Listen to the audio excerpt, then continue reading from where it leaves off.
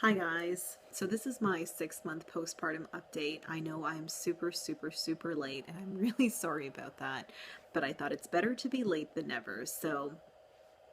Let's start with my birth story. My baby girl arrived 2 weeks early on July 28th, and the contraction started for about 48 hours before the real thing, and so I had false contractions, and the real thing started around 2 a.m. on July 28th. And I woke up my husband and I said, I'm having contractions, and he said to me, probably they might be fake, so why don't you go down, or false, why don't you go down and go for a walk? So I did that, and they went from being 5 minutes apart to 2 minutes apart. And that's when I was like, okay, I gotta wake everybody up, this is the real deal.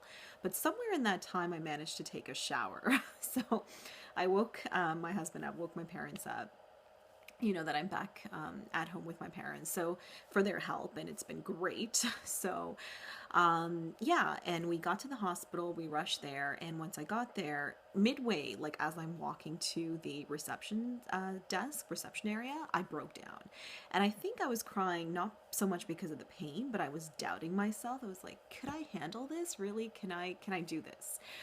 But with some coaxing, my mom, got me to the reception, and I got admitted. The nurse checked me, and she was like, "You're 5 centimeters dilated. Like, how did you handle that pain at home?"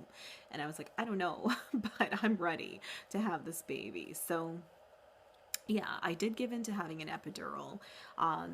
After about 9 hours of labor. So in total, my labor was about 14 hours. So had the epidural, couldn't feel a thing after that. God bless whoever, created that needle.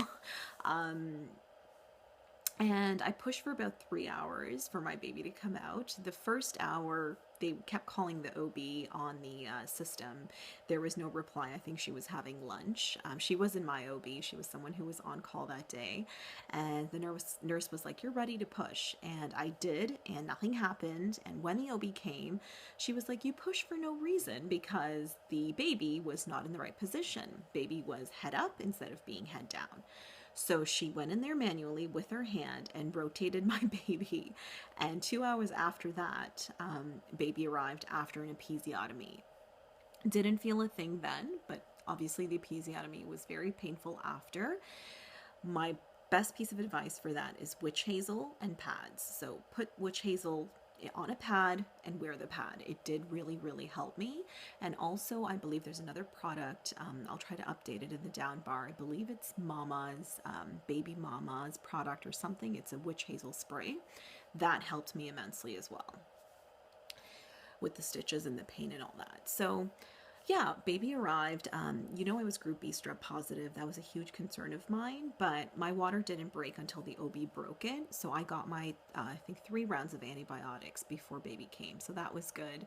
And baby came 7 pounds, 52 centimeters. She was super healthy, guys. And I was so relieved, so happy. Beautiful, gorgeous baby. I don't feel too comfortable sharing my baby's photos or names and things of that nature on the internet, and I hope you will be understanding of that. But I do want to share my experiences with you. I do want to share with you, products that I love, products that I hate, that I didn't really end up, liking or using. I want to share all that with you because I have a lot of information.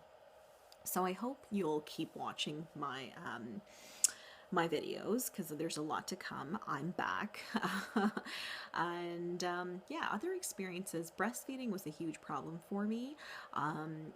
Right from the get-go. I wanted to be an exclusively breastfeeding mom, but that was quickly shattered because I wasn't producing enough milk. So I had to supplement with formula, and it took me a long time to accept that. I went to so many breastfeeding clinics for support, and yeah, it was very hard for me to accept that fact. And I did go through a spiral of a depression, but I did come out of it after about a couple of months with the support of my family because it wasn't really something that I could control. And now, yes, my baby's still supplemented at 6 months with formula, but she also breastfeeds. So even if it's a little bit, she's getting that breast milk. And now she even prefers breastfeeding more than her bottles of formula. So that's good. Um, yeah. Other than that, Yeah, it took me about 4 months, to be honest, to get breastfeeding down. I don't know about other moms. If you have any comments about that, please share them. But yeah, it took me a very long time.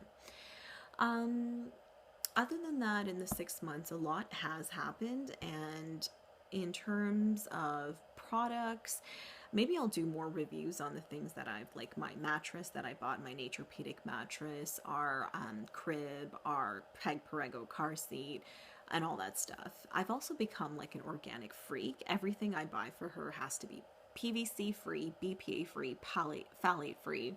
So I've become super, super neurotic about that.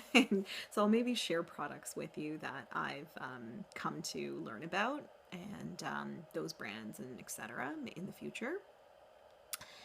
But yeah, my baby's doing well. I'm doing well. I'm trying to learn how to be, a new mom.